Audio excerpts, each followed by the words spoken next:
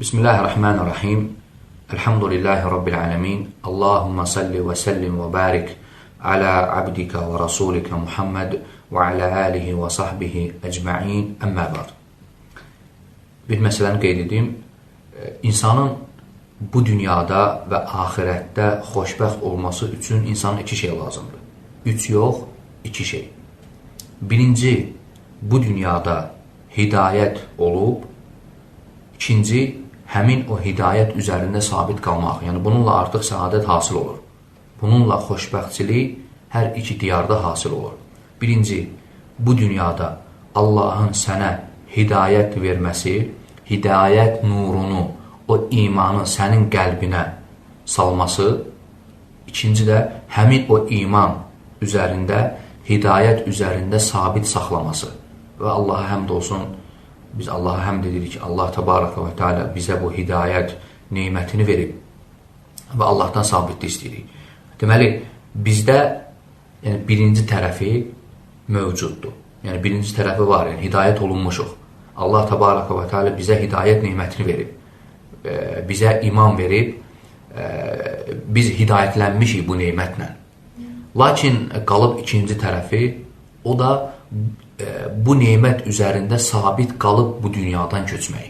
Yəni, sabit qalmaq. Və bu, heç kim buna özü üçün arxein ola bilməz ki, mən bu dünyada artıq hidayətlənmişəmsə, bu dünyadan köçəndə də hidayət neyməti üzərində köçəcəm.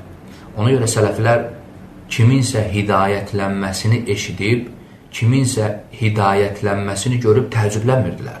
Onlar təəccüb etmirdi, filan kəs İslamı qəbul etdi, İslama gəldi. Filan kəs hidayət neyməti ilə neymətləndi. Filan kəsi iman sahibi, iman gətirdi. Buna təəccüblənmirdilər. Yəni, baxsaz bizdən qabaqçıların halına, onlar bunu eşidəndə təəccüblənmirdilər. Qətiyyən. Sələflər təəccüblənirdilər ki, o insan ki, hidayət neyməti üzərində öldü. Yəni, ona təəccüblənirlər ki, bu neynədir ki? Yəni, bu nə ilə məşğul olurdu ki, həyatda? Yəni, Allah buna hidayət neyməti üzərində sabit qalmağı nəsib etdi. Yəni, hidayətlənmək təəccüblü deyil. Yəni, bizdən qabaq, biz indi təəccüblənirik, kim ki, hidayət olunur. Görürsən, Allah islah eləsin hamımızı.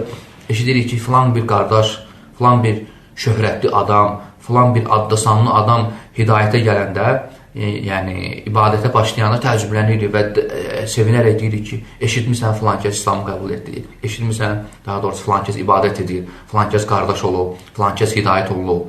Təəccüblənirik, son dərəcədə təəccüblənirik. Amma həqiqi təəccüblənən, yəni o qədər hidayətə gəlib, hidayəti dəyərləndirməyib, bu neymətdən uzaq olanlar olub, yəni yarı yolda qalanlar olub, tam gedə bilməyənlər olub. Ona görə bu baxımdan sələflər təəccüblənmirdilər kim ki, hidayət neyməti ilə neymətlənib. Onlar təəccüblənirlər həqiqi mənada kim ki, öləndə o neymət, o hidayət neyməti, iman onun üzərində olub, belə ölüb. Onlar baxırlar, axtarırlar, neyniyib bu insan?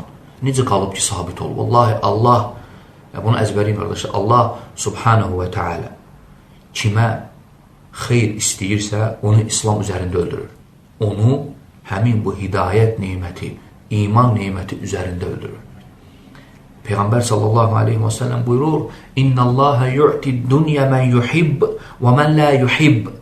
Allah Teala bu dünyanı sevdiyi kəsə də verir, sevmədiyi.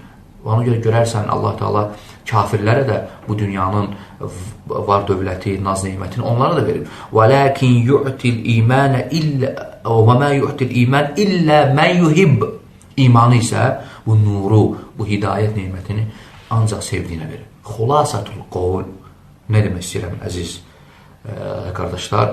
Bu hidayət neymətinin üzərində sabit qalmaq üçün, yəni Allah sənin qəlbində olan imanı mühafizə etməsini istəyirsənsə, alimlər deyirlər ki, kim istəyirsə ki, qəlbində olan imanı mühafizə etsin, Allah Təbaraka və Teala qorusun onu ölənə qədər mühafəzə alə salavat. Yəni, bu birincidir. Namazları qorumaq son dərəcədə. Mühafəzə alə salavat, sonra tilavətül Qur'an, Allahın kitabını çox oxumaq. Tilavətül Qur'an, çox mühümdir. Allahın kitabından bərk yapışmaq. Üçüncü, əs-salatul leyl, gecə namazlarını qılmaq. Gecə bir, namazları mühafizə etmək. 2, tilavətul Qur'an, Qur'an oxumaq, Allahın kitabını çox oxumaq. 3, gecə namazları və 4, sübh namazı ilə işa namazını cəmaatında iştirak etmək və bir də zikirləri, səhər və axşam zikirlərini və ümumiyyətlə gündəlik olan zikirləri qorumaq.